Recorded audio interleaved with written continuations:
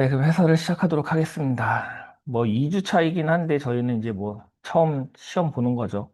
네, 다음 주에는 소프트웨어 공학 해오시면 되는 거고, 이따가 두 과목이 다 끝나면은 지성 교수사님이 소프트웨어 공학 도메인 해주실 거고, 저랑 진아 교수사님이 멘토링 할 거니까, 좀 가급적이면은 저희 반 처음 오신 분들은 저한테 멘토링 받으시면은 좋을 것 같습니다. 뭐 얼굴도 좀 익힐 겸.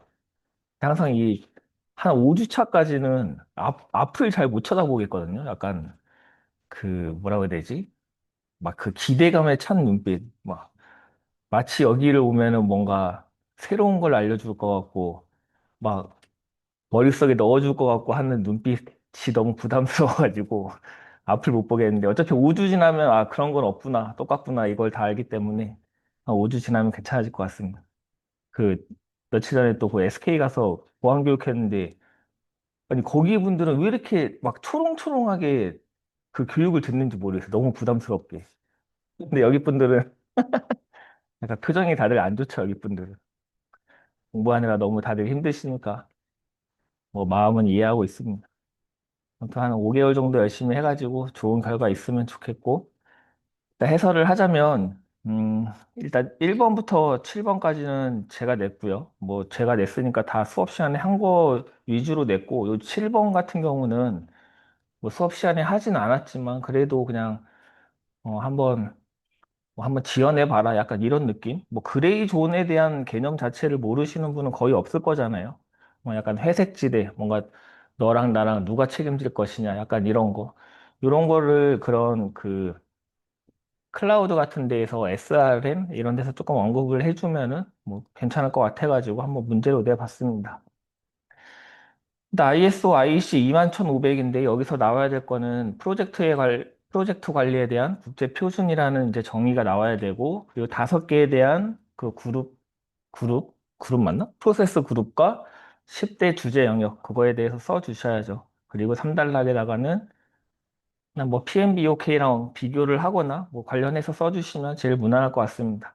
그런데 이제 21,500의 그 5개의 프로세스 그룹이랑 10개의 주제 영역을 다 쓰려면 2단락 나에다가 그림도 그리고 나에다 쓰려면 너무 많잖아요, 분량이. 그러니까 조금 한 두세 개씩 이렇게 10대 주제 영역을 두세 개씩 묶어갖고 그냥 한 줄에 간단하게 단어로만 써도 채점하는 사람이 아, 이 사람 다 아는구나, 10개 다 썼구나 이렇게 이해하니까 굳이 뭐 그거 한 줄씩 쓰실 필요 없고 오히려 압축해갖고 쓰신 다음에 3단락에다가 비교해 주시는 게 더 좋습니다. 그거 굳이 뭐 10줄로 써가지고 3단락 쓸 분량 없어갖고 3단락 안 쓰는 것보다 그렇게 쓰시는 게 더 고득점 받긴 좋고, 그리고 이제 2번 이거 CCM이랑 CPM인데 이거 반대로 쓰신 분이 왜 이렇게 많아요? 제가 이제 지성 교사님이랑 이거 왜 이렇게 반대로 쓴 사람이 많을까요? 라고 했더니 어디 서브노트에 반대로 돼 있다던데? 그걸로 공부해서 그런가? 이거 다 반대로 쓴 사람이 한 40%는 됩니다, 40%. 주공정이 뭐예요, 주공정이? CPM. 이거는 버퍼를 관리하는 거잖아요. 이거 반대로 쓴 사람이 너무 많아. 좀 소리 좀 꺼주세요. 그래갖고 이거 좀 다시 한번 봐주시면 좋겠습니다. CPM이 그 토탈 플롯이 0인 주공정을 하는 거고, CCM은 이제 버퍼를 통합 관리한다. 네네. 그래서 CPM은 ES, 이거는 ALS. 이런 차이. 그리고 뭐 어떡하지? 뭐 그걸 비교해 주시면 될 것 같고, 3단락에는 뭐가 좋으려나? 3단락은 뭐 CCM과 CPM을 같이 해가지고 프로젝트에 대한 일정을 관리하고 통제한다 뭐 이런 내용 써주시면 좋을 것 같습니다. 그 다음에 EVM이랑 번다운 차트인데 이것도 각각 설명인데 이게 또 비교하신 분들이 많아요. 문제 좀 잘 읽어주시고 각각 설명입니다. 그래서 EVM 하면 나와야 될 거는 전통적인 개발 방법론에서 원가와 일정을 관리한다. 이 내용이 나오셔야 되고, 번다운 차트는 애자일에서 그 뭐야? 일정을 관리한다. 아, 그냥 9번 들으세요, 그냥. 일정을 관리한다. 이런 내용 넣어주시고, EVM 하면은 요거를 꼭 이렇게 좀 잘 그려주세요. 좀 이렇게. 이렇게 해갖고, 보통 이제 여기가 EV죠. 여기가 EV. 여기가 PV. 여기가 AC. 이 차이가 뭐야? 이 차이가. SV. 이 차이가. CV. 이런 거 좀 잘 써주시면 좋을 것 같습니다. 그리고 번다운 차트 하면, 아, 그리고 저는 이해가 안 가는 게, 여기를 점선으로 그리는 게 좋겠어요. 여기를 점선으로 그리는 게 좋겠어요. 저라면은, 이거는 계획인 거잖아요. 계획을 점선으로 그리고, 실제 하는 거를 이렇게 그릴 것 같은데, 그렇게 반대로 그리시더라고. 여기가 실선, 여기를 점선, 이렇게 나와가지고, 뭐 반대로 그리시는 게 좀 더 좋을 것 같고, 그 여기가 뭐예요? 일정이 어떻게 되고 있는 거예요, 여기가? 지연. 여기는. 그래서 단축 또는 초과 달성. 반대로 쓰신 분들도 계시고, 이런 거 좀 디테일하게 좀 봐주세요. 그리고 여기가 스토리 포인트입니다. 여기 스토리 포인트. 그리고 여기에 단위, 요렇게 해갖고, 여기에 단위가, 여기가 스프린트다. 이런 것까지 좀 같이 써주시면 좋을 것 같습니다. 그리고 마지막 3단락에다가는 제가 볼 때는, 아, 뭐, 그 단톡방에 자꾸 막 대규모 예자일이 나와서 그런가, 뭐 이렇게 대규모 예자를 갑자기 써놔, 여기다가. 아니, 뭐, 3단락이 갑자기 대규모 예자일이 왜 나오는 거야, 여기서 갑자기. 그거보다는 EVM은 전통적인 관리 기법에서 쓰고, 번다운은 에자일에서 쓰는데, 이 두 개를 하이브리드해서 쓸 수 있다. 뭐 이런 내용을 써주는 게 제일 무난하겠죠. 그리고 뭐 이제 모범 답안 같은 거 보면은, 또 한 분이 막, 번다운 차트에다가 막 그 원가까지 할 수 있는 뭐 이런 그림 그려놨던데 좋은 것 같습니다. 그런 거. 그러니까는 그 꼭 모범 답안은 그 카페나 단톡에다 올려드리니까 다른 사람은 3단락에다가 뭐 썼는지 그런 거 좀 갖고 가시면 좋을 것 같아요. 벤치마킹 해가지고. 아, 이거 뭐 내가 공부해가지고 나만 알고 있을 건데 뭐 왜 다른 사람이 가져가네 이렇게 생각하실 필요 없고 어차피 알려줘도 그 사람 못 씁니다. 알려줘도. 그거 쓰는 것도 다 공부를 해야 되기 때문에 그리고 그 사람이 그거를 쓸 정도로 공부를 해왔잖아요. 그럼 어차피 나는 그 또 앞 단계로 또 나가 있어. 그러니까 결국에는 뭐 누가 내가 갖고 있는 정보를 알려줘도 내가 합격하는 거랑은 아무런 상관이 없습니다. 그다음에 형상관리의 개념과 형상관리 기준선인데 이 형상관리 여기다가 식통감기 안 쓴 사람이 왜 이렇게 많고 형상관리 기준선에 기분설시 재운을 잘 못 쓰신 분이 생각보다 많아가지고 약간 깜짝 놀랐습니다. 식통감기 4단계는 꼭 써주시고 기준선에서 기분설시 재운도 꼭 써주시면 좋을 것 같습니다. 그러면 3단락에다가는 뭘 써야 될까? 뭐 SVN의 N이나 Git 같은 것들 뭐 이런 거 좀 언급해 주시면 좋을 것 같습니다. 그냥 인공지능 시스템 구축 프로젝트에서의 감리 방법인데 이거는 뭐 가이드가 따로 있다기보다는 그냥 저희 서브노트에서 했던 것들 갖고 쓰시면 될 것 같고 그래도 인공지능이니까 좀 여기에 맞게 답을 써주셔야죠. 그냥 감리를 쓰신 분들도 있어. 그냥 현장 감리인 뭐야 시착수 보정어 그냥 그거 써놓으신 분들도 있는데 그렇게 하지 마시고 인공지능 느낌을 살려갖고 데이터에 대한 뭐 전처리라던가 모델링이라던가 이런 것들 내용을 꼭 넣어주셔가지고 써주시면 좋겠습니다. 그 다음에 이제 XP XP에 써야 될 게 이제 너무 많잖아요. XP 하면은 정의 써야 되고 특, 특징이라고 해야 되나? 원칙이라고 해야 되나? 그거 뭐죠? 용단 커피전. 네? 가치. 가치도 써야 되고, 그리고 그림도 그려야 되고, 구성 요소 써야 되고, 12개의 뭐예요? 실천 항목. 저 대신 여기 살래요? 실천 항목. 이렇게 써야 될 게 너무 많잖아요. 그러니까 이럴 때 여기 가치를 용단 커피존이라 갖고 5줄 잡아먹으면 쓸 공간이 없잖아요. 그러니까 뭐 이렇게 해가지고 정의, 특징에서 그냥 1, 용단, 3, 4, 뭐 5 이런 식으로 용단 커피존은 그냥 한 줄로 최대한 간단하게만 써주셔도 채점하는 사람이 아, 이 사람 아는구나 이렇게 이해하니까 그 분량을 줄여서 한 페이지 안에 잘 쓰는 것도 실력입니다. 그러니까 이게 1급 시험으로 나왔을 때 내가 아는 게 너무 많은데 어떻게 한 페이지 안에 쓸까 그런 것도 항상 고민해 보시고 그럼 12가지 실천 항목을 하나하나 표로 쓰면은 13줄이잖아요. 그렇게 쓰면 안 되겠죠. 그러니까 뭔가 그림으로 최대한 6줄 안, 6줄? 한 5줄? 아무튼 최대한 그 안에다가 어떻게 표현하면 좋을까 이런 것도 한번 고민해 보시고 그다음 IT 프로젝트에서의 그레이존의 개념, 문제점, 관리 방안이니까 제가 볼 때는 뭐 답을 쓸 때 개념 1단락 쓰고 문제점 뭐 2단락 가, 그리고 2단락 나, 뭐 이렇게 쓰던가 아니면은 문제점 2, 관리 방안 3, 뭐 이런 식으로 답을 쓰면 될 것 같습니다. 이제 하나하나 보자면은 21,500에서 나와야 될 거는 요 프로젝트 관리를 위한 국제 표준 요 내용 써주시고 요 그림만 그리면 되죠. 진짜 신기한 게 똑같이 이 그림을 그리는데 어떤 사람은 진짜 잘 그리고 어떤 사람은 못 그려. 그러니까 그림도 연습을 하셔야 됩니다. 그래서 찾기, 실, 통, 종 이렇게 5개의 프로세스 그룹이 있는 거고 그리고 10개의 주제 영역이 있는 거죠. 통합, 이해관계자, 범위, 자원, 시간, 원가, 리스크, 품질, 조달, 의사소통 이렇게 써주시면 될 것 같습니다. 그 다음에 21,500은 비주루, TMBOK는 디팩토. 뭐 요거 말고 뭐 딱히 뭐 비교할 만한 게 없어가지고 요 정도는 반드시 암기. 그다음 CCM과 CPM. CCM은 일단 CPM부터. CPM은 크리티컬 패스 주 공정을 도출하기 위한 기법인 거죠.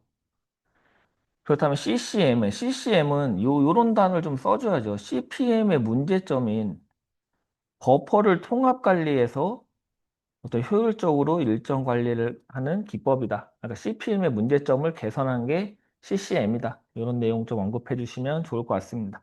왜냐하면 CCM은 자원 제약적 의존 관계까지 고려하여 CPM보다 일정을 효율적으로 관리가 가능하다. CCM과 CPM의 개념도 CCM 이렇게 좀 그려주시고 CPM 요 정도는 좀 간단하게라도 좀 그려주시면 좋을 것 같아요. 그래서 이런 데다가 조금 더 이렇게 기왕이면 펜으로 막 이렇게 해갖고 아 이게 너무 심해. 이렇게 해갖고 좀 이게 주경로다 약간 이렇게 좀 보여주시면 좋을 것 같고 그다음에 여기서 나와야 될 거는 피딩, 자원, 프로젝트 버퍼 3가지 정도는 써주시고 그리고 저는 런 거는 이런 게 진짜 차별하다라고 생각했고 이런 걸 암기했었거든요. 여기가 크리티컬 체인 안에 프로젝트 버퍼가 있는 거고 논 크리티컬에 피딩 버퍼가 있는 거거든요. 이런 거 써주신 분이 있었나? 제가 못 본 것 같은데 이런 거 좀 같이 써주시면 좀 좋을 것 같습니다.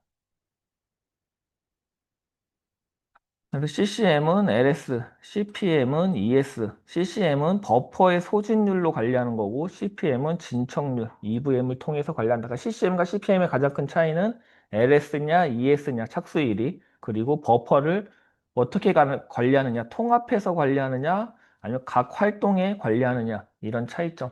그래서 이런 구분자 같은 거 요 정도는 갖고 가시면 좋습니다. 이제 막 새로 오신 분들 막 구분자에다가 목적, 특징, 장점, 막 단점 이렇게 써놓으셨는데 이렇게 절대 쓰시면 안 됩니다. 구분자. 그 토픽에 맞게끔 써주셔야 돼요. 구분자만 봐도 아, 이 사람이 이 내용을 아는구나 모르는구나 알 수 있기 때문에 오히려 여기 내용보다 이 구분자만 잘 써놔도 점수 받을 수 있습니다. 왜냐면은 내용을 모르면 구분자가 나올 수가 없거든요. 그 토픽에 맞는. 그래서 일정 단축 기법으로는 당연히 크래싱과 패스트 트래킹이 있다. 이 정도는 써주시면 될 것 같습니다. 그러니까 이건 제가 이제 가져온 거고 누가 만든 거야 이거 솔직히 이렇게 쓰면 안 된다 이거죠. 비교를 할 때 이렇게 비교하시면 안 되겠습니다. 그 다음에 이제 EVM과 번다운 차트. EVM은 요거를 꼭 써주시고 요게 EV, 요게 PV, 요게 AC, 요 차이가 SV, 요 차이가 CV. 맞나? 여기지, 여기. 여기가 CV야. 여기 어디까지 올라갔어? 여기 요만큼이 CV, 여기가 SV. 예상 총 공사비가 EAC인 거죠. 원래는 BAC야. 여기가 원래 예산이 끝났어야 됐는데 예산이 초과돼 가지고 요만큼 이제 올라간 거죠. 그만큼이 VAC다. 이 정도는 암기해 주시고 그래서 측, 분, 예. BAC, PV, EVAC, SV, CV, SPI, CPI, ETC, EAC, VAC까지 이 정도는 암기하시면 되겠습니다. 뭐 요런 공식은 어렵지 않으니까 요거까지도 같이 암기해 주시고 그다음에 이제 번다운 차트 하면 약간 애자일에서의 일정 관리 도구다 이런 게 나와야 되고 EVM 하면 전통적 프로젝트에서의 원가 및 일정 통제 기법이다 이런 단어 꼭 써주시면 될 것 같습니다.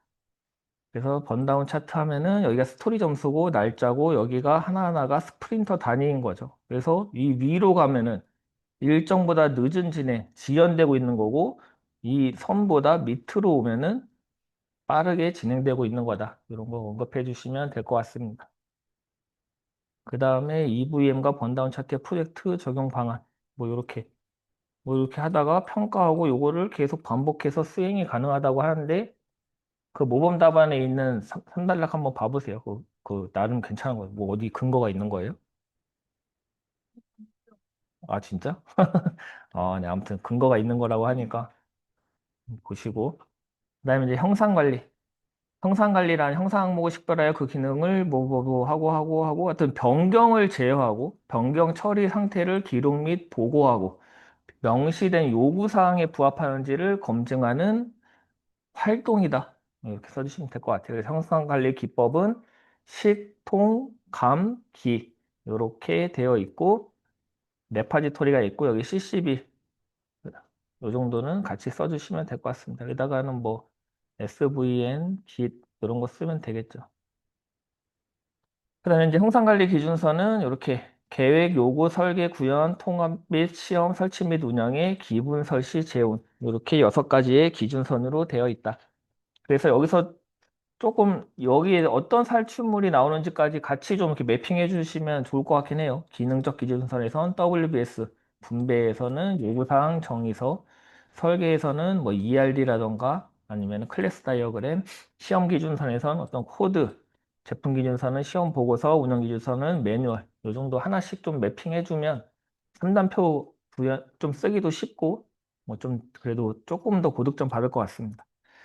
성상관리 도구로는 SVN, Git, 이게 이제 제일 대표적인 거죠. 그래서 SVN은 중앙에서 관리하는 거고, 중앙 집중형인 거고, Git은 분산 저장한다. 이 정도는 알고 가시면 되겠습니다. 그다음 이제 인공지능 감리. 뭐 이거는 이제 2교시형으로 넣어놓긴 했는데, 뭐 그냥 읽어보시고, 그래도 요 정도는 갖고 가면 좋을 것 같습니다. 여기 계획 및 설계, 데이터 수집 및 처리, 인공지능 모델 개발, 시스템 구현, 운영 및 모니터링. 여기 나머지는 다 똑같죠. 다른 감리랑. 이 위에 데이터 수집 및 처리, 인공지능 모델 개발. 이 정도 차이점 정도는 갖고 가시면 되겠습니다. 뭐 자세한 거는 한번 읽어보시고. 뭐 그때도 이제 서브노트 시간에 했으니까 여기서 인공지능 관련된 것들만 갖고 가시면 된다. 그 다음에 이제 XP. XP에서 키워드는 요거죠. TDD. TDD를 기반으로 짧은 개발 주기를 통해 소프트웨어를 생산하는 마지막 단어는 애자일 개발 방법론이다. 가치는 용단, 커피, 존 이렇게 써주시면 되고 그래서 여기 유저 스토리가 있으면 그걸 통해서 테스트 시나리오를 만든다. 이게 TDD라고 말씀드렸고 구조적, 스파이크, 배포 계획, 반복, 인수시험, 소규모 배포 아무튼 요거는 전부 다 암기를 해주셔야 되고 그리고 오늘 막 이거 그 개념도를 그리는데 막 이렇게 막 여기 축구장 만들어 놓으신 분들이 있는데 이렇게 막 축구장 만들어 놓지 마시고 정 쓸 거 없으면 이런 화살표라도 이렇게 해갖고 여기다가 뭐 이렇게 TDD다 이거를 반복한다를 뭐 이렇게 해갖고 반복한다라고 하면은 뭔가 좀 칸 채울 수 있잖아요. 좀 웬만하면 축구장 같은 거 좀 안 만드셨으면 좋겠습니다. 그래서 뭐 이 위에 암기하면은 여기는 나오는 거니까 넘어가고 12가지 실천 항목에 뭐야 이거 폐공지, 개장매, 단테리, 사고코 뭐 이렇게 외웠었나? 아무튼 요 12가지 실천 항목은 암기해 주시면 좋을 것 같습니다. CDD는 뭐 딱히 암기할 거 없죠. 리팩토링도 암기할 거 없어. 페어 프로그래밍도 이미 알고 있고 뭐 나머지 정도만 암기하시면 될 것 같습니다. 페어 프로그래밍이랑 비슷한 거 지난주에 하나 했다. 핑퐁, 그죠? 핑퐁. 다음 그레이존. 이제 모호한 영역인 거죠. 이 그레이존 때문에 이제 맨날 그 부부싸움도 일어나고 회사에서 이제 맨날 직원들 간에 불화가 생기지. 이게 너 거냐 내 거냐. 특히나 이제 장애가 생겼어. 어떤 시스템에 장애가 생겼는데 내 것도 아니야. 너 것도 아니야. 뭐 서로 약간 애매해. 이게 누가 해야 되냐. 뭐 약간 이런 문제. 그래서 그레이존이란 프로젝트에서 책임, 의사결정 주체가 불분명하여 명확한 역할 정의 부족, 조직 간 경계 문제, 의사소통 단절 등으로 의사결정 지연과 비효율성을 초래하는 업무 진행이 모호해지는 영역을 이제 그레이존이라고 한다. 그래서 그레이존을 체계적으로 파악하고 관리하는 것이 품질 전반을 결정한다. 그레이존이 발생하는 원인을 보자면 뭐 책임과 권한의 불명확 또는 조직 간의 경계 문제, 의사결정 구조의 모호성, 표준화에 대한 부족, 뭐 이런 원인이 있고 그래서 어떤 문제가 있냐 그레이존이 있으면 뭐 업무 과부하 한 명한테 이제 쏠릴 수가 있겠죠. 보통 이제 좀 착한 사람이 그냥 하잖아요, 자꾸. 이해관계자 갈등, 그 다음에 뭐 책임 소재가 불분명해. 뭐 문제가 발생했을 때 장애가 발생했는데 누군가 업체가 들어와야 되는데 너가 가냐, 내가 가냐, 뭐 우리 거 아니다, 뭐 이런 문제. 법적 분쟁도 발생할 수 있겠죠. 도대체 누가 책임져야 될 것이냐. 뭐 이런 이제 문제점이 발생할 수 있으니까 관리 방안으로 이제 RACI랑 DACI 활용. RACI는 그 8번 문제인가요? RACI가? 아무튼 저희 주간 모의고사에 나온 거니까 요거는 지성 교사님이 해설할 거고 뭐 RACI 이런 것들을 활용을 한다던가 뭐 WBS를 업무 분류 체계를 통해 갖고 이거는 누가 해야 된다. 뭐 이런 것들을 사전에 정해 놓는다거나 또는 뭐 레슨런을 활용한다. 뭐 계약 조건, 뭐 SLA라던가 아니면 제한 요청서, 아니면 계약서 이런 데다가 명시를 해놓으면 더 좋을 것 같습니다. 그래서 그레이존을 관리하는 기법에는 이런 WBS, RACI, 레슨런, 지라 슬랙 이런 것들을 통해서 WBS 그레이존을 관리할 수 있다. 이런 기법들이 있다. 이 정도는 갖고 가시면 되겠습니다. 1교시는 여기까지 하고 다음 2교시.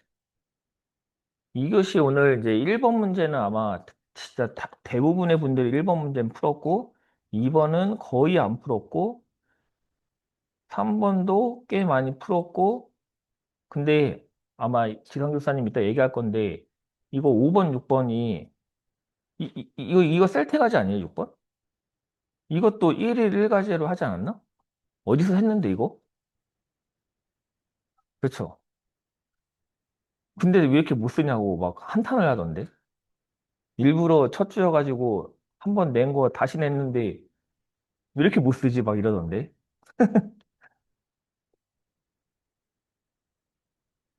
그래서 1번을 보자면 이게 저도 조금 애매한 것 같아요. 이 작성 원칙이라는 게 사실 고려사항이랑 거의 비슷한 느낌이잖아요.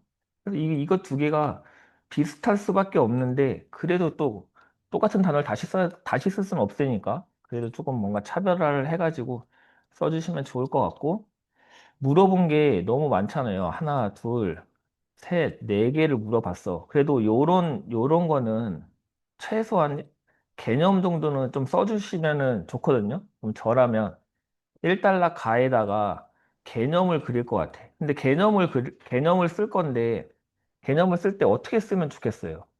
뭔가 WBS의 구성도 정도는 그려주고 싶은데 여기에 구성도를 쓸 공간이 없잖아요. 그림을. 그러면은 여기 개념에다가 구성도를 딱 그려주면 제일 무난하겠죠.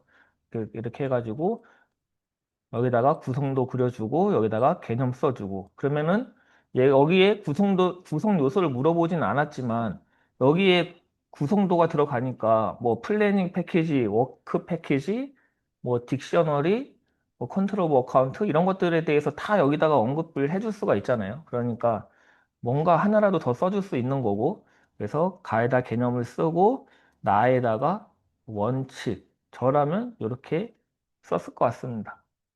그 다음에 2단락에다가 장점을 뭐 한 페이지 쓸 수 있고 고려사항을 한 페이지 쓸 수 있고 하면은 뭐 2단락, 3단락, 4단락 써도 되지만 그냥 저는 장점 고려사항 묶어갖고 가의 장점, 나의 고려사항 3단락 일정 지연 시 만회 대책을 어떤 기법들을 통해서 만회할 수 있다. 나에다가는 사례 이렇게 쓰고 마지막 4단락에서는 정보화 사업에서 WBS를 어떻게 적용하고 실무에서 어떻게 한다라고 제안 이렇게 저라면 이렇게 했을 것 같은데 뭐 고려사항을 한 페이지 쓰셔도 되고 또는 장점 한 페이지 쓰셔도 되고 뭐 자기가 자신이 있으면은 그렇게 쓰셔도 상관은 없습니다. 이런 문제는 워낙 물어본 게 많아가지고 다달락 안 쓰시고 물어본 거 많이 쓰셔도 괜찮을 것 같습니다. 대신에 이제 중요한 거는 개념이랑 구성 요소는 써주면 좋은데 여기에 쓸 공간이 없잖아요. 그러니까 여기다가 좀 꼭 언급해 주시고 이 원칙과 고려사항이 내용이 겹치지 않게 내가 여기다 원칙을 많이 쓰고 싶어도 고려사항에다가 좀 쓸 것들을 남겨놓고 답을 쓰시면 좋을 것 같습니다. 그리고 이 대책 및 사례니까 사례를 조금 좀 그럴싸하게 좀 사례 느낌 나게 써주시면 좋을 것 같아요. 넘어가고 그 다음에 이제 요 2.0 이게 뭐 1.0, 2.0 뭐가 중요하냐 뭐 이렇게 생각하실 수 있는데 그냥 약간 1.0에서 2.0은 1.0은 좀 일부 또 일부에서 사용을 했다면 2.0은 좀 전사적으로 사용을 한다. 그리고 1.0은 뭐 LLM이라던가 좀 대규모의 AI를 사용했다면 2.0은 조금 경량화돼 갖고 우리 기업의 어떤 비즈니스 이런 거에 맞춰 가지고 특화된 것들을 사용하는 게 2.0이다. 그리고 1.0은 뭐 약간 그냥 자동화 측면의 어떤 그런 게 조금 강했다면 2.0은 좀 자율적으로 하고 스스로 행동하고 요런 느낌으로 써주시면 될 것 같아요. 그래서 그냥 목차를 보자면 AX 2.0의 개념을 물어보고 비교를 하래. 이거 어떻게 해야 되지? 뭐 어쩔 수 없죠. 2.0 개념 한번 쓰고 여기서 1.0은 개념을 안 썼으니까 뭐 또 써야 될 것 같습니다. 그냥 제가 생각할 때. 그래서 제가 볼 때는 어, 도입 전략이 마지막이잖아요. 그러니까 4단락을 쓰기 조금 애매해. 뭔가 고려사항이나 제언이라는 게 결국에는 도입 전략인 거잖아요. 그러니까 4단락에다가 뭔가 고려사항이나 제언을 쓰기가 애매하니까 이거를 4단락으로 빼고 3단락 쓰고 2단락을 쓰니까 이제 1단락에다 인트로를 쓰면 되겠죠. 요즘에 왜 1.0에서 2.0으로 왜 전환하고 있다. 뭐 이런 등장 배경이라던가 이런 것들을 언급을 해주시고 2단락 가에다가는 개념을 쓰는데 아까랑 비슷하게 그래도 우리가 기술사인데 기술 요소를 써줘야 되는데 여기 어딘가에 기술 요소를 쓸 만한 데가 없잖아요. 뭐 이런 성공적인 도입 전략에다가 기술 요소를 쓸 수 있겠지만 그래도 기술 요소는 써줘야 되니까 2단락 가의 개념 쓰고 나에다가 기술 요소를 언급을 해주시면 좀 괜찮을 것 같습니다. 한 페이지를 채워야 되니까. 그 다음에 개념 비교, 상세 비교 가나 나눠서 하시면 되고 2.0에서 성공적 도입 전략의 뭐 기술적 측면이라던가 조직 문화 측면 이렇게 조금 나눠 가지고 답을 써주시면 될 것 같아요.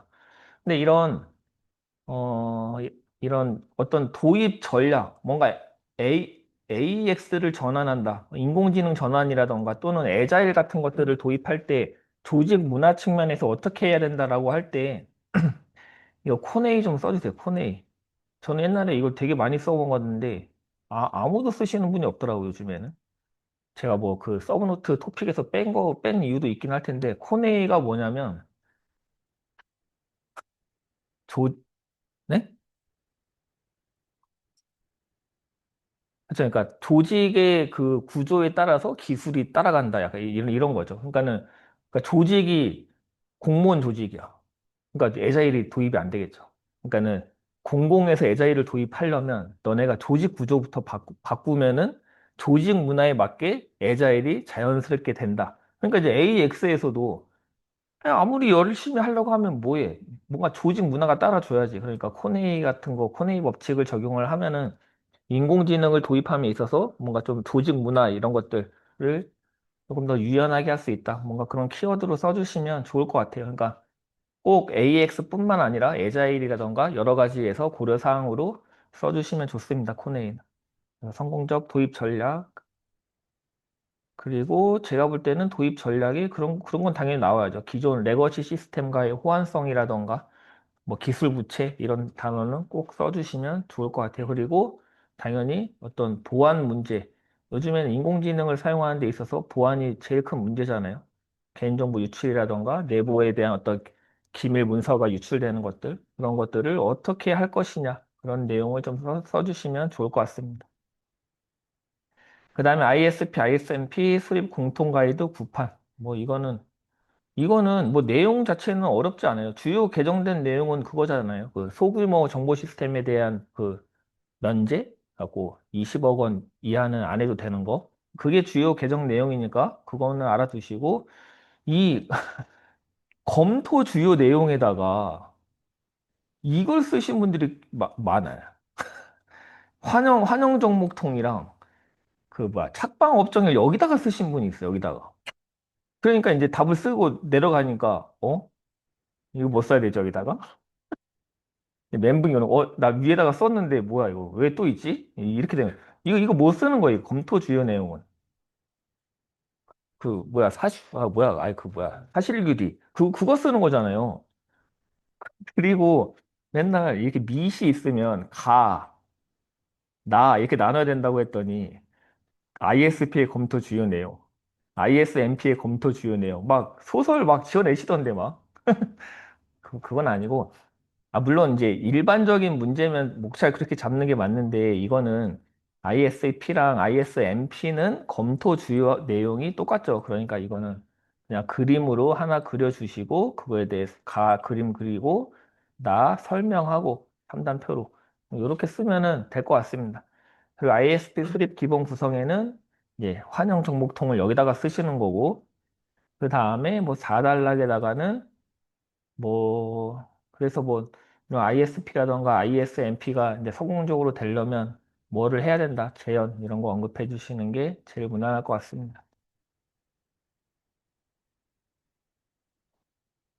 보자면 WBS는 요 그림을 그려주시는 게 제일 무난하겠죠. 그래서 이쪽이 워크 패키지, 플래닝 패키지, 요 정도는 같이 언급해 주시고, 그 다음 작성 원칙으로는 뭐 100%룰 1에서 4레벨 연동기획 이런 것들 언급해 주시고 작성 시의 장점은 그리고 이런 100%를 요런 거 할 때 설명란에다가 그래도 뭐 이렇게 주구리 쓰는 것보다 뭐 엠리시 이거 하나 써놓으면 되는 거 아닌가요?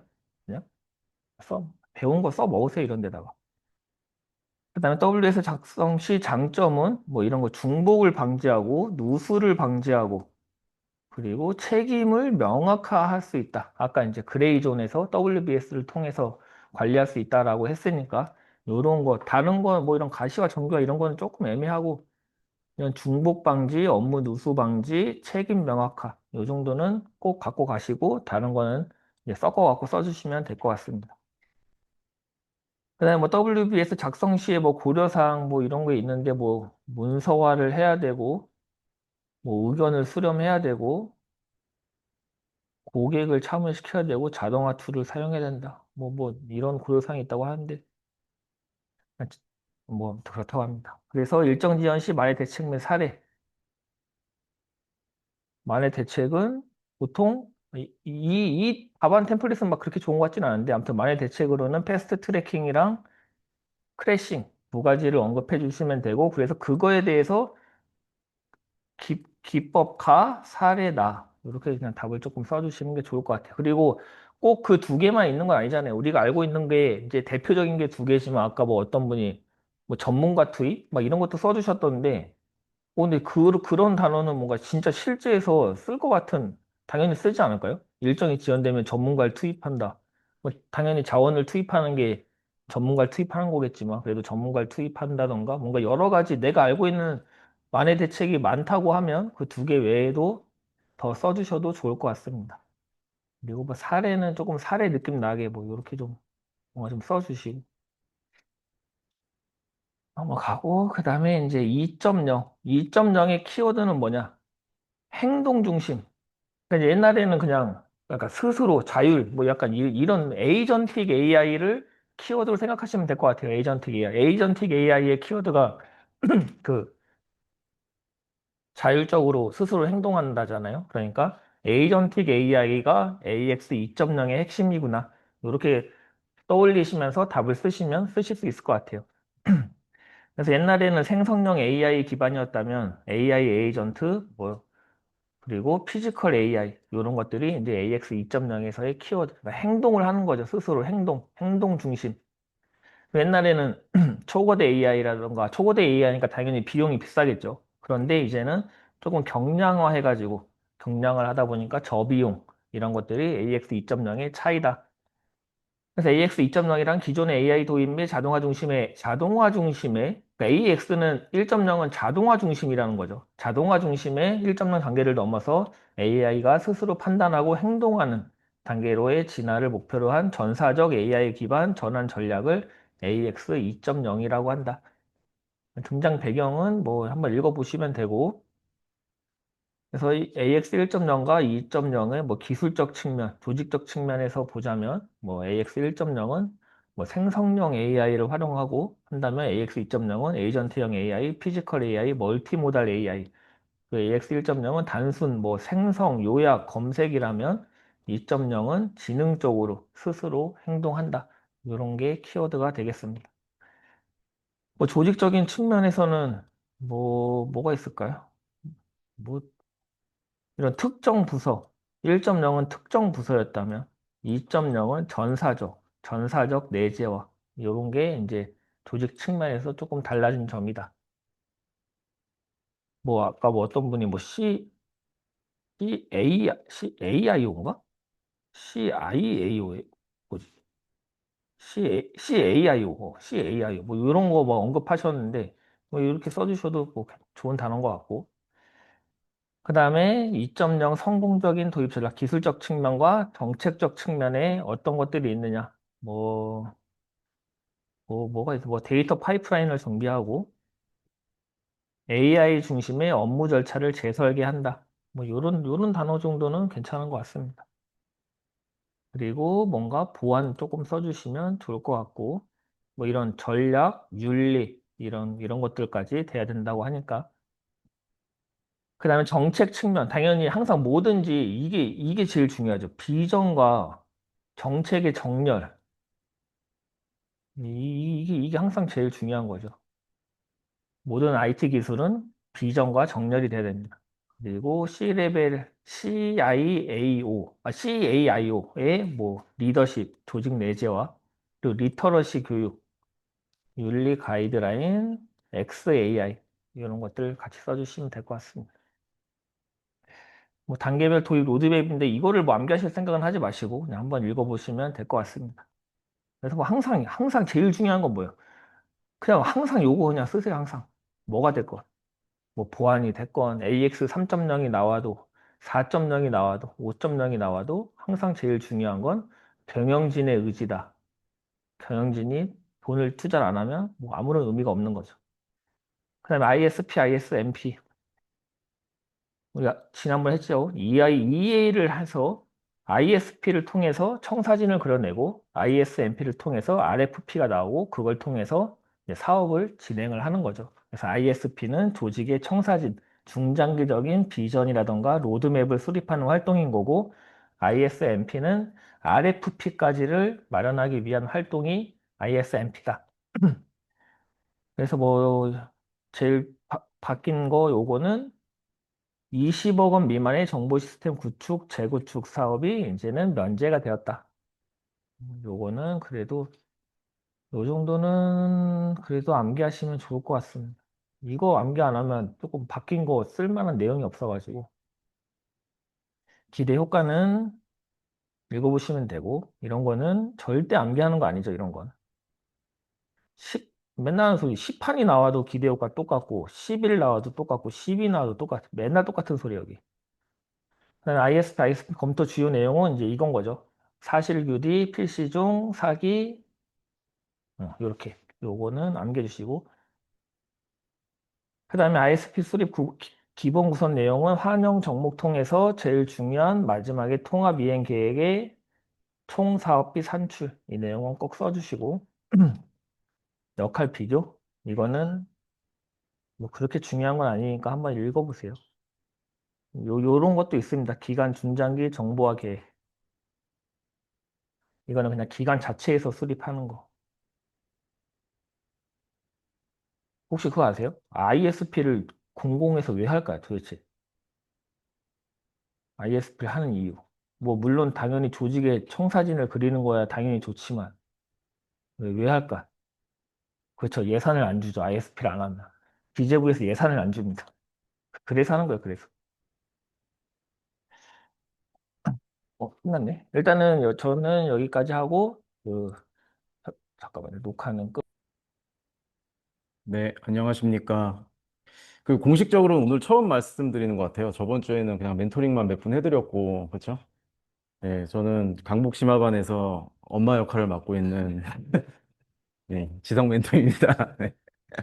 오늘 그 답안지 채점을 하다 보니까 굉장히 그 처절하게 화이트를 많이 쓰신 분도 계시고, 이제 기필반에서 넘어오셔가지고 멘탈이 좀 털리신 분도 계시고, 그런 거 여러 가지 생각이 이제 많으실 텐데 일단 드리고 싶은 말씀은 기필반에서 넘어오신 분들은 너무 조바심 갖거나 비교하시거나 다른 분 잘하시는 분들이랑 비교는 좀 안 하시는 게 좋을 것 같습니다. 일단 2기를 거쳐서 3기, 4기 해주신 분들은 많이 토픽들도 암기가 된 상태고 하니까 그렇죠? 그런 분들은 이제 따라가시면 될 것 같아요. 그러니까 마라톤에서도 이제 선두 그룹이 있잖아요. 선두 그룹 이게 쭉 어떻게 하나 따라가시면서 그때그때 보시면 될 것 같고요. 너무 조바심 가지시기보다는 조금 어떻게 지금 쓰고 있는지 그런 것들 내용들 좀 보시면 될 것 같고 그리고 이제 저희 이제 길게 보시는 분들 몇 분 계시잖아요. 예, 그런 분들은 이제 더 이상 이제 턱밑까지 따라왔다. 예, 추격조가 있다는 거를 잘 인지를 하시고 조금 더 힘을 내셔서 하시면 좋을 것 같습니다. 네. 저는 1교시는 8번부터 출제를 했고요. 잠시만요. 네, 뭐야. 시간이 많이 좀 지난 관계로 네, 그 빨리 진행하겠습니다. 확대가 좀 됐네요. 네. 자, 레이시 매트릭스를 철제를 했는데, 그쵸? 일단 요게 약자죠, 약자. 네, 요거 약자입니다. 각각의 약자니까 각각의 약자를 써주면서, 그쵸? 책임과 역할을 분리를 한다. 네.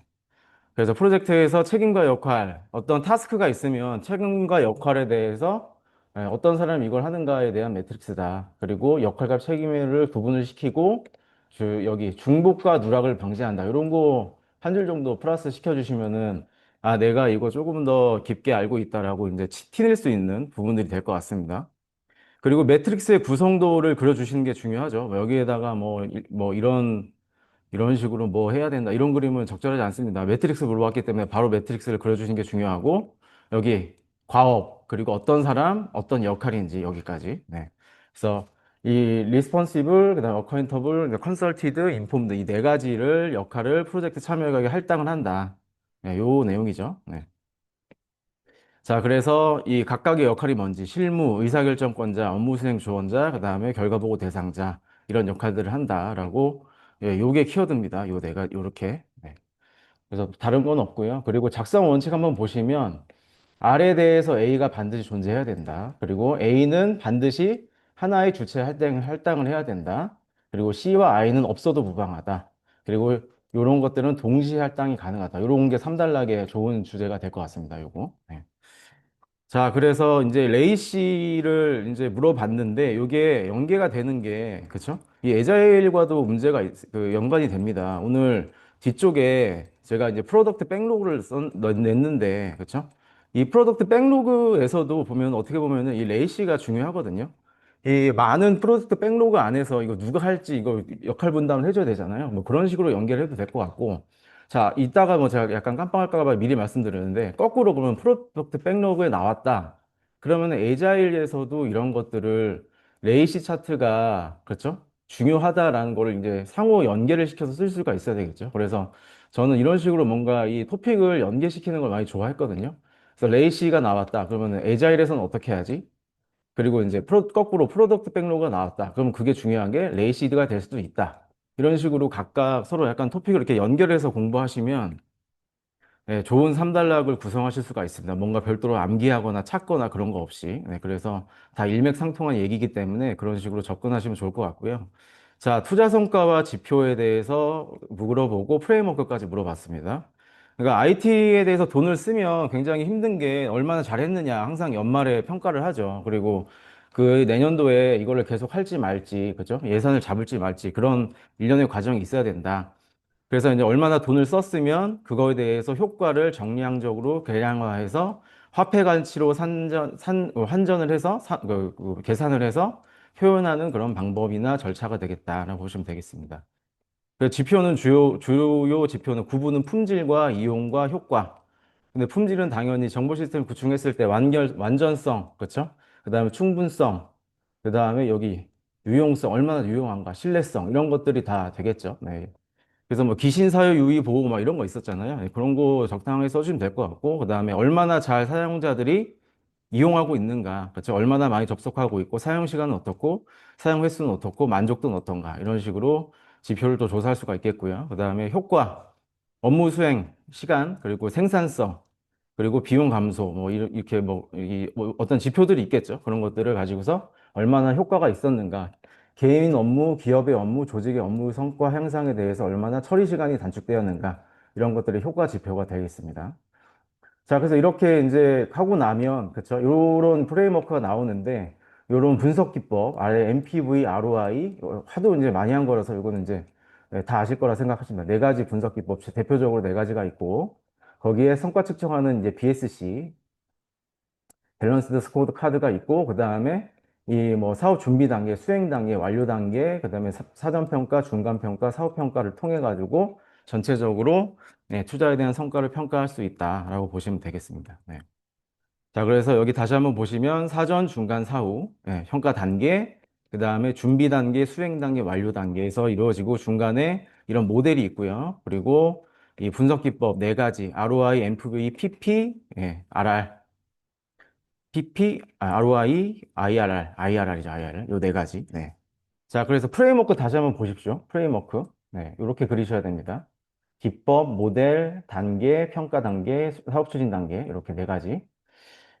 그리고 3단락은 저는 여기에서 이제 이런 것들이 있잖아요. 분석 기법 네 가지가 있잖아요. 요거에 대해서 공식 있잖아요. 저희 여기 공식까지는 안 나와 있는데 아마 서브노트에 다 있을 겁니다. 요거에 대해서 조금 더 깊게 아니면 한 두세 가지 정도 네, 이 분석 기법에 대해서 조금 더 깊게 써주면 좋지 않을까. 네, 그렇게 생각하고요.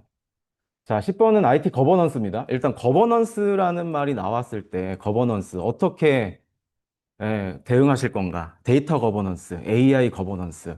저는 그러면 이렇게 거버넌스는 나는 아예 딱 정해놨습니다. 이거 종합적인 관리 체계다. 종합적 관리 체계. 예. 그 데이터 거버넌스가 나오면 데이터를 뭐 하기 위한 종합적 관리 체계. IT가 나오면은 뭘 IT를 하기 위한 종합적 관리 체계. 이 끝단어를 어떻게 나오면 나 이렇게 쓰겠다라고 그냥 정해두시는 거지. 이런 거는 그때그때 생각나는 대로 쓰시는 건 아닌 것 같아요. 그래서 거버넌스 나오면 무조건 D는 종합적 관리 체계로 써주시면 되고, 중요한 키워드를 좀 찍어드리겠습니다. 여기 이제 개념이 없는 것 같아서. 일단 IT 거버넌스를 왜 하느냐. 이 전략의 목표 수립을, 예, 그 전략적인 목표가 있었잖아요. 예를 들어서 뭐, 그 뭐죠. 쿠팡은 온라인 스토어를 통해 가지고 유통을 뭐 활성화시켜 가지고 내가 돈을 벌겠다. 토스는 핀테크 기술을 활용해 가지고 금융의 혁신을 추진하겠다. 이런 목표가 있잖아요. 그러면은 거기에 IT가 따라 붙어야 되잖아요. 네, 이렇게. IT의 어떤 그런 기반이라던가 IT의 그런 인프라 이런 것들을 맞춰놓고, 그렇죠? 그다음에 이런 것들을 관리해야 되겠죠, 관리. 그렇죠? 그럼 이렇게 끝나느냐? 그게 아니라 아까 투자 성과랑 다 연관이 있습니다. 이거를 지금 얼마나 잘하고 있는가, 성과 측정도 하고, 평가도 하고, 그렇죠? 그럼 이러려면 뭐가 붙어야 돼요? 여기에 조직도 붙어야 되고, 사람도 붙어야 되고, 그렇죠? 예, 그리고 여기를 전반적으로 관리할 수 있는 예, 뭐 문화도 있어야 되고, 이 통합적인, 종합적인 관리 체계입니다. 네. 자, 그래서 이렇게 중요한 키워드가 전략과, 조직의 전략과 목표를 일치하게 시키기 위해서 IT 기반과 IT 기반 관리를 통해서 IT 기반을 관리하고 성과평가 측정을 통해서 예, 그 효과적으로 또는 효율적으로 예, 예, 전체 전략적인 그 조직의 목표를 달성하기 위한 종합적 관리 체계 이렇게 써주시면 되겠죠. 네. 자, 그래서 이 그림만 잘 보시면 여기 안에 이거를 그대로 표로 옮기시면 됩니다. 여기 비전 전략 있잖아요. 그렇죠? 비전 전략이 있습니다. 여기. 예. 그리고 비전 전략 할 때 재고내약 관점에서 하잖아요. 재고내약. 예. 재무 고객 관점, 뭐 학습 가속자. 여기 재고내약 아시죠? 네. 재고내약. 이런 관점으로 이렇게 그 비전을 수립을 했다라고 한다면 그 다음에 IT와 관련된 자원들이 붙는다고 했잖아요. 여기에서. 그렇죠? IT 자원 관리를 통해 가지고 그리고 거기 안에서 뭐 이런 이 사업은 사실 이 포트폴리오 관리가 중요한데 그렇죠? 어떤 걸 통해서 포트폴리오 관리를 통해서 어떻게 수익을 낼 것인가 이건 약간 경영적인 관점이긴 한데 이런 것도 적어주시면 좋을 것 같습니다.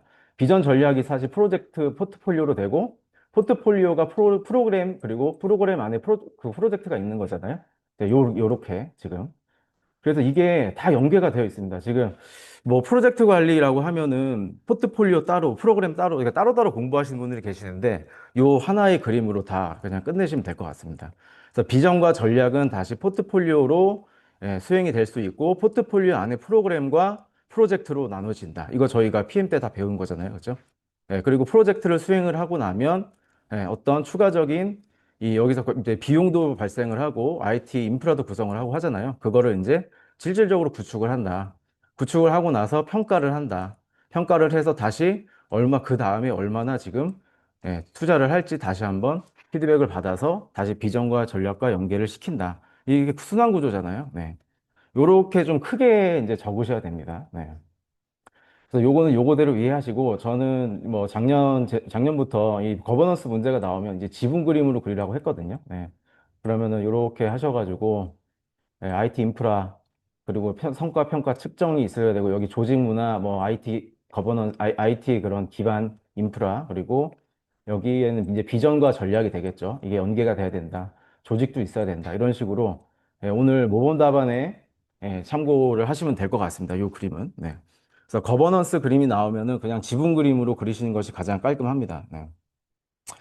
자, 그래서 세부적인 내용 보시면 여기 전사적 전략과 조직을 구성을 하고 IT 거버넌스를 배치를 한다. 성과와 목표를 달성하기 위해서 이 IT와 관련된 뭐 리소스, 인프라, 그리고 조직, 인력 관련된 성과 측정 방법 전체적으로 다 여기 좋은 내용 있으니까 가져다 쓰시면 좋을 것 같습니다. 네. 해설지가 조금 다른 방 거여가지고 살짝 그런데 오늘 여기 있죠. 그 모범답안 보시면은 좋은 내용이 많이 있습니다. 그리고 여기 한 가지 그 너무 시스템 관점으로 많이 접근을 하신 분이 많으신 것 같아요. 시스템 단어들만 쓰시는 거는 조금 제가 봤을 때는 좀 부적절해 보입니다. 예.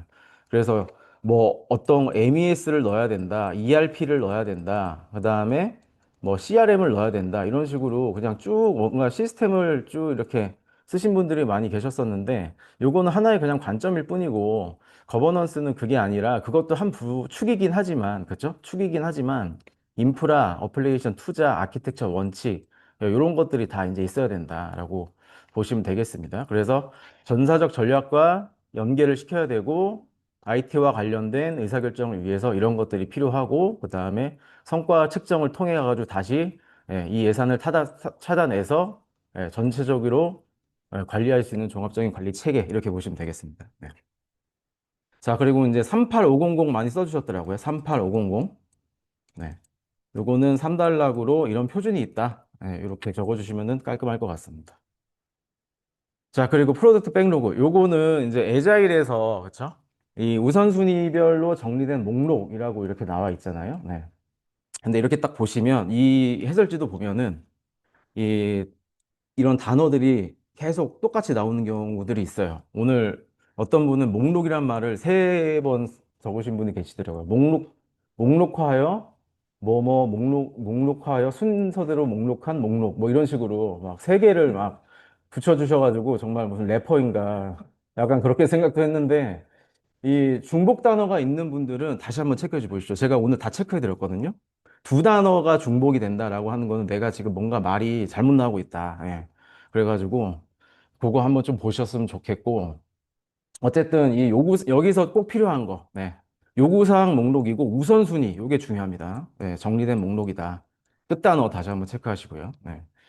자, 그래서 여기에서 큰 그림, 이게 뭐, 요건 보세요. 구성 항목을 물어본 겁니다. 지금 이 출제자는 이 프로덕트 백로그에 대해서 정확히 이 구성하는 항목을 알 수 있느냐. 자, 그 중에서도 이거를 암기하시려면 굉장히 힘든데, 이 백로그는 이렇게 지금 기능 요구들이 이렇게 지금 전체적으로 풀이라고 하죠, 풀. 네, 이렇게 목록화되어 있는 겁니다. 네. 그리고 이제 에픽이라는 게 있어요, 에픽. 이거 조금만 찾아보시면 금방 나오는데 에픽은 약간 이 프로젝트 이 목록, 이 백로그의 약간 상위 개념입니다. 굉장히 큰 덩어리라고 보시면 돼요. 네. 그리고 이게 이제 분해들이 되죠. 네. 그리고 유저 스토리라는 게 들어갑니다. 유저 스토리. 유저 스토리는 그냥 그 고객의 얘기예요. 그러니까 요구사항이 이제 조금 이렇게 덩어리로 있죠. 그래서 이런 것들이 실현이 되려면 이렇게 기능들이 안으로 들어갑니다. 네. 그리고 스프린트 백로그라는 게 있잖아요. 그러면은 이번에 어떻게 달성을 해야 되지? 스프린트 백로그는 이번 스프린트 1에서 여기에서 1번, 2번, 3번 이렇게 하자. 네. 이 그림을 그리시면 저는 이 프로덕트 백로그에 전체적으로 이게 어떻게 연계가 돼가지고 끝에 어떻게 쓰이는가까지 지금 다 알 수 있는 그림이라고 보여집니다. 네. 그래서 이거를 표로 그리시는 것도 좋긴 하지만 요거를 한번 구글링을 한번 해보세요. 에픽과 유저 스토리와 프로덕트 백로그와 스프린트, 예, 스프린트 백로그의 어떤 그런 차이나 관계에 대해서 한번 검색을 꼭 한번 해보십시오. 네. 자, 그러면 이런 식으로 연계가 되더라. 이런 그림을 딱 멋들어지게 그려주고, 이런 항목들을, 실제로 구성하는 항목들을 넣어주면 좋겠다. 자, 그리고 이제 3단락 같은 경우는 구성 조건도 좋긴 하지만 이거를 외우는 것 자체가 너무 힘든다. 그럼 저는 당연히 이게, 그쵸? 이게 누가 할지, 나중에 어떻게 할지 중요하잖아요. 그러면 여기서 이제 제가 배웠던 이 레이시 매트릭스 안에다가 이 레이시 매트릭스라는 레이시를 정확하게 여기 항목에다 넣어줘야 된다. 네, 요 항목 있잖아요. 네, 누가 할지 이런 것들을 정확히 넣어줘야지 이거를 나중에 이 만들 수 있다. 스프린트 백로그 할 때 이게 실질적으로 매 1주차, 2주차마다 돌아가는 그 작업이잖아요. 네, 그래서 그렇게 약간 서로 하나를 배우셨으면 다른 쪽에서도 가져다 끌어다 쓸 수 있을 정도로 해주시면 좋을 것 같습니다. 네. 자, SCM 너무 그 기본 토픽이어서 네, 키워드만 찍고 넘어가겠습니다. 일단 SCP하고 SCE하고 SCI 네, 그냥 찾는 키워드입니다. 플래닝, 그다음에 익스큐션, 인테그레이션 뭐 하고 매니지먼트 SCM 이렇게 되죠. 그래서 계획을 하고 실행을 하고 뭐 관리를 한다. 네. 요 그림. 그리고 수요를 예측하고 생산을 하고 조달을 해서 유통까지 시킨다. 그리고 여기는 생산자 관점, 여기는 고객 관점. 이렇게 되겠죠? 요 그림. 네, 좋은 그림인 것 같습니다. 자, 그리고 오늘 이 뎁스 체크라고 제가 해주신 분들은 뎁스 체크 이렇게 제가 그 답안지에다가 체크해 드렸거든요. 이 뎁스를 체크라는 건 뭐냐면 여기가 안 맞는다는 거예요, 지금 여기가. 네. 그러니까 이 내용을 여기 그림 있잖아요. 요거를 SCP, SCE, SCI 이게 키워드긴 한데 요거를 여기다 이렇게 쓰시잖아요. 그러면은 이 그림하고 여기 내용하고 너무 표가 유사하다. 이거는 내가 이 토픽에 대해서 방어를 해야 될 때 그렇게 최대한 동일하게 쓰는 거고 바깥으로 빼주셔야 됩니다. 요거 이렇게. SCP의 구성 요소를 조금 더 세부적으로 한 단계 내려가지고 쓰셔야지 내가 여기서 그림에서 그린 거를 여기 그대로 넣었다. 이거는 방어할 때, 모르는 거 할 때, 그렇게 최대한 내가 뭔가를 채워야 될 때 하는 거고, 내가 이거는 너무 기본 토픽이고 나 되게 잘 안다. 그런 것들은 그림을 아무리 이렇게 그리셨다고 하더라도 이쪽에 구분에다가 한 단계 뎁스를 올리셔가지고 그 다음에 여기 안에다가 세부적인 키워드를 더 써주셔야 됩니다. 이렇게. 그래서 여기에 오늘 SCP, 이쪽에 SCE, SCI, 2열에 쓰신 분들은 다시 한번 내가 이거를 끄집어내서 여기에 어떤 내용들, 2열에 어떤 내용들 쓸 것인가 다시 한번 좀 고민을 해보시기 바랍니다. 자, 그리고 SCM은 여러 가지 얘기가 있는데 사실 그 조금만 찾아보시면 이 저스트 인 타임이라고 해서 이 도요타에서 그렇죠? 이 즉시 뭔가 생산하기 위해서 이 SCM이 따라붙지 않으면 얘가 절대로 못 합니다. 그래가지고 관련된 그 부품 업체만 몇 개예요. 뭐 수백만 개의 부품 업체를 조달을 쫙 이제 갖다 놓고 근데 공장에다 넣어가지고 그때 바로바로 생산할 수 있는 게 이 도요타의 JIT잖아요. 뭐 이런 내용을 써주신다거나 아니면은 이 채찍 효과. 그래서 처음에 뭔가 수요가 잘못돼가지고 한번 틀어지기 시작하면은 재고가 한번 뭐 틀어지기 시작하면은 굉장히 큰 나중에 원인 영향을 줄 수 있다. 뭐 이런 내용까지 가져다 주시면 좋을 것 같습니다. 그래서 JIT 한번 찾아보시고 연계할 토픽 있으시면은 다시 한번 가져가셨으면 좋겠습니다. 자, 데이터 마이닝과 텍스트 마이닝 비교는 이 데이터 마이닝 안에 텍스트 마이닝이 있는 거죠. 이렇게. 이런 포함 관계입니다. 이렇게. 네. 그거를 서로 비교를 하는 거고, 여기서는 이제 정형 및 반정형 데이터에 대해서 패턴, 규칙, 예측, 그 다음에 연관 분석 있죠? 상관 분석 있죠? 네. 상관 등에 대해서 발견해서 의사결정에 활용하는 과정이다. 자, 텍스트 마이닝은 텍스트에서 의미와 구조와 주제와 키워드, 그다음에 개체 및 감성 이런 것들을 추출해서 특수한 영역의 마이닝 과정이다라고 보시면 되겠습니다. 자, 그래서 데이터 형태는 뭐 비정형, 정형, 수치 범죄형 이런 쪽이 될 거고 텍스트는 문서나 이메일이나 블로그나 SNS나 이렇게 글자가 됩니다. 그리고 전처리는 여기 뭐 이런 식으로 되겠죠. 결측치, 이상치. 그리고 여긴 뭐예요? 토큰화. 자르는 거죠. 그 다음에 형태소, 품사 붙이고. 그 다음에 이 TF, IDF, 워드 투백. 이런 거 다 배우셨잖아요. 네. 이 텍스트 마이닝에서 주로 쓰는 기법들이죠. 네. 그래서 단어를 얼마나 이제 인베딩하고 벡터화할 것인가 이런 기술들 이쪽에 적어주시면 되고 마이닝에서는 아스 분군 특신의 있잖아요. 요거 저희가 두음으로 외운 거 적어주시면 되겠고 텍스트 마이닝 쪽에서는 감성 분석, 토픽 모델링, 그 다음에 추출 요약 질의응답 등 여기 좋은 키워드들 있으니까 이런 것도 괜찮을 것 같고요. 그 다음에 트랜스포머 대표적인 언어 모델이죠. 그 다음에 버트 이런 것들 그리고 LDA 이 주제 분류하는 겁니다. 주제 분류. 네. 자, 그래서 약간 이쪽은 저희가 그 뭐랄까요? 그냥 그 전통적인 약간 알고리즘 영역이고 여기는 요즘에 이런 생성형 AI, 언어형 모델과 관련된 그런 토픽 그 키워드들이 많이 있으니까 다시 한번 더 체크 한번 해보시고 평가 지표까지 적어주시면은 3단락으로 완벽할 것 같습니다.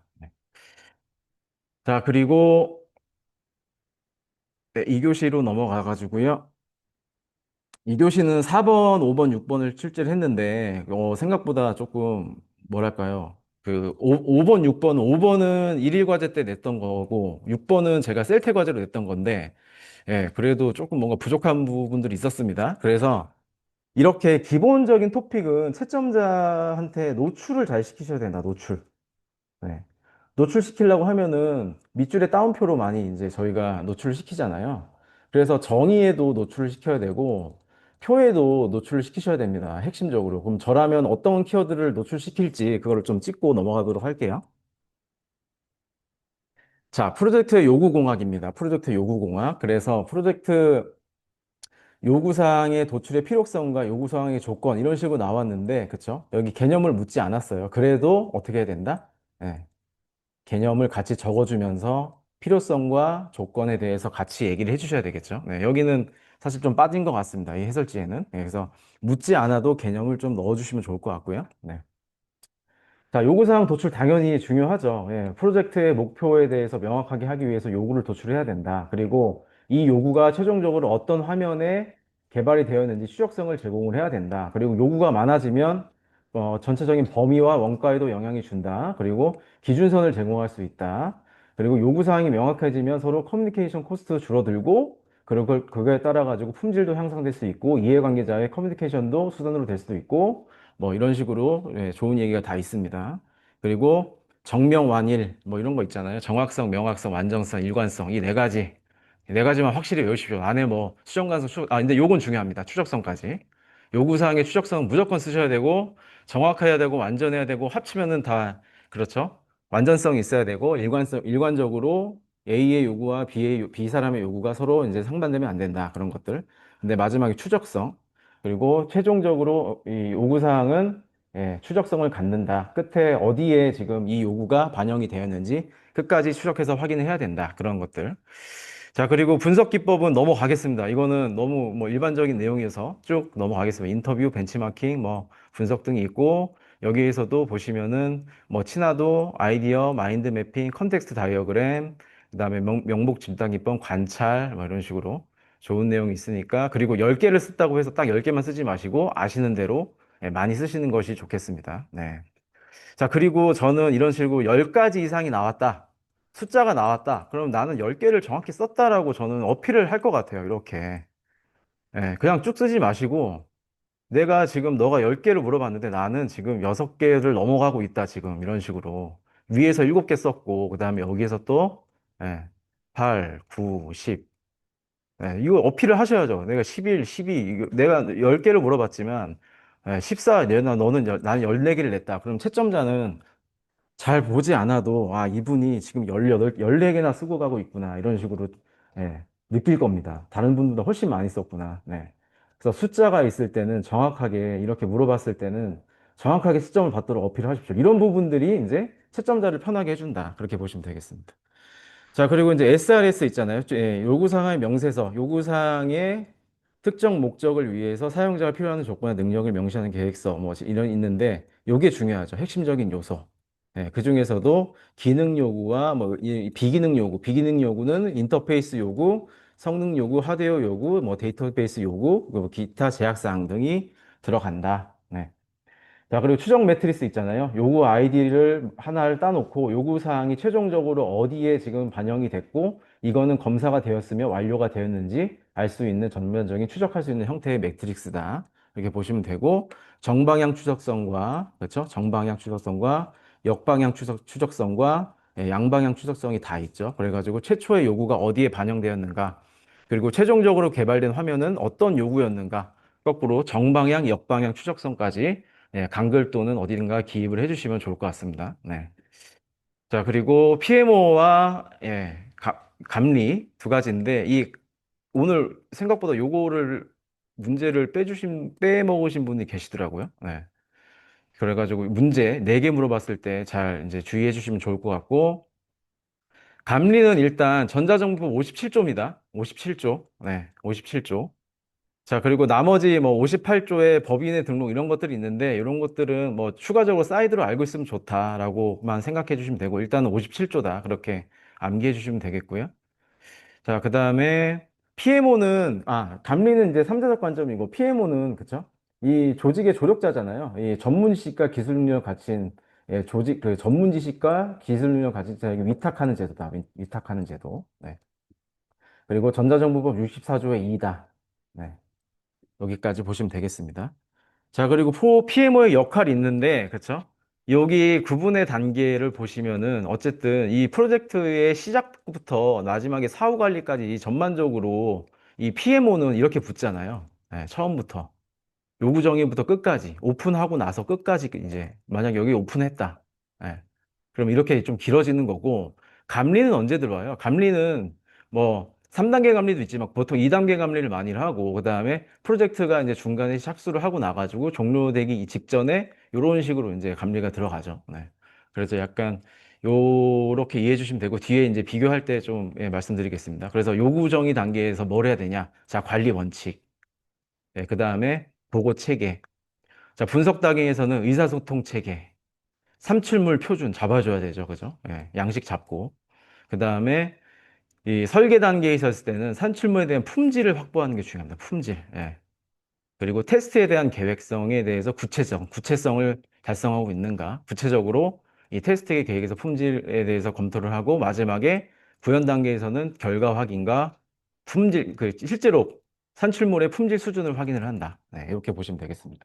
이런 것들을 하기 위해서 조력자 역할을 하는 거고, 이 대상의 사업 범위를 쓰라고 하니까 약간 다른 얘기 써주신 분들이 많은데 요거 다시 한번 보시면 공공기관의 대국민 서비스, 공통행정, 통합연계, 그리고 장이 인정했을 때 이 네 가지 다시 한번 체크해 주십시오.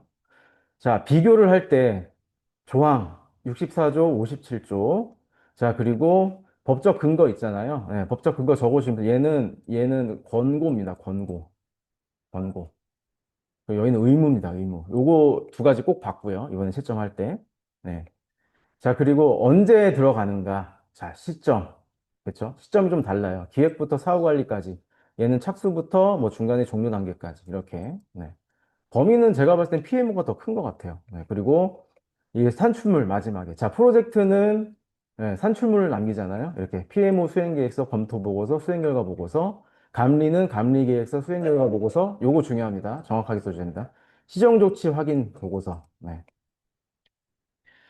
그래서 이제 요 관점, 나머지는 다 불필요한 내용인 것 같아요. 나머지는 다. 이것만 딱딱, 예, 정확하게 권고다, 의무다, 57조다, 64조다, 이렇게만 눈에 보이면 나머지는 읽지 않고 쭉 내려갈 수 있습니다. 투입 시점과 이 산출물까지. 네, 이렇게 보시면 되겠고, 프로젝트 위험 관리는, 예, 이 그냥 뭐 영향을 위험률을 식별한다 이거보다는 프로젝트에서 세 가지 중요하게 관리해야 되는 영역 있잖아요. 납기, 품질, 원가. 요거에 대한 리스크를 식별해서 제거를 한다라고 정확히 적어 주셔야 되겠죠. 정확하게. 네. 그래서 프로젝트의 뭐 리스크 이렇게보다는 프로젝트의 어디에 리스크냐, 납기, 품질, 원가에 미치는 영향을 식별하고 제거해서 성공을 달성하기 위해서 하는 전략적인 어떤 그런 관리 방안이다, 관리 방법론이다 이렇게 보시면 되겠죠. 근데 위험 관리는 사전에 식별하는 겁니다. 약간 예방적인 성격이 크다는 거고 예방. 그리고 이 이슈 관리는 즉시 조치를 하는 거죠. 사후 관점이 좀 큽니다. 발생을 했을 때. 예, 사후관리 특기면이 크고요. 그 다음에 얘는 그럼 예방을 하려면 계획을 수립해야 되잖아요. 계획적 관점이 크다. 얘는 즉시 수행 관점이 크다. 네. 이런 식으로 이 관점을 분리를 해 놓으시고, 네. 그 다음에 이 전체적으로 발견 시점 있잖아요. 요것도 중요하죠. 계획 및 진행 시점에서 하고 얘는 진행 중간에 하고 단기 또는 장기로 처리를 가능하고 계획을 이제 해야 된다. 계획을 세워야 된다. 그리고 여기 보시면은 해결하지 않아도 진행은 가능하다. 그런데 이거는 지금 이미 발생한 거잖아요. 예. 발생할 거. 이건 발생한 거 이거잖아요. 그래서 요거는 미해결 시에는 프로젝트의 진행에 차질이 생긴다. 그래서 즉시 처리해야 된다. 이런 것들이 핵심적인 키워드가 되겠습니다. 자, 정성적으로는 델파이, 델시순위, 그리고 확률 영화 매트리스. 네, 이렇게 적어주시면 되겠고요. 네. 자, 그리고 내가 이런 거 안다. 라고 하시면 정확히 표시를 해주시고, 그 다음에 전문 그룹이잖아요. 전문 그룹. 전문가 그룹. 델파이 전문 그룹. 네, 이렇게 보여주시면 되고, 정량적으로는 민근, 몬의, 민근, 몬트 이렇게 했던 것 같아요. 민감도, 금전적 비대가 분석, 몬테칼로 시뮬레이션. 네. 자, 그래서 사단락 이제 위험 대응 전략은 요거는 뭐 이 외활공중수 외 있잖아요. 예. 요거는 키워드 기반으로 외우시면 되겠습니다. 키워드. 자, 그런데 요거는 가에는 긍정적으로 대응하는 방법, 나에는 부정적으로 대응하는 방법 있잖아요. 외활공중수, 외전환수. 네. 그거 키워드 5가지 딱딱 적어 주시면은 끝나는 문제고 목차상 뭐 이제 사단락이 지금 이렇게 남아있긴 했지만 만약에 사단락을 써야 된다라고 하면 저는 몬테카를로 시뮬레이션에 대해서 더 깊게 쓸 예정입니다. 예. 몬테칼로 시뮬레이션이 좋은 이유는 뭐냐면은 그냥 리스크를 주는 게 아니라 얘가 몇 퍼센트의 확률로 이 리스크가 발생할 확률이 높다. 이렇게 확률적 기반으로 시뮬레이션 할 수 있는 거거든요. 요거 한번 꼭 찾아보세요. 네. 요게 그리고 요새 트렌드상 이런 식으로 그냥 이 이슈 관리만 물어보는 게 아니라 여기서 하나를 꼭 집어가지고 가나 다 중에 꼭 이렇게 하나를 꼭 껴놓는 문제들이 많이 나오고 있잖아요. 요거 꼭 한번 찾아보시고 예, 한 개 그냥 별도의 토피로 나올 수도 있으니까 꼭 공부해 보시기 바랍니다. 네. 자, 여기까지입니다. 그리고 10분간 쉬었다가 3시 반부터 소프트웨어 공학 시작하도록 하겠습니다. 네.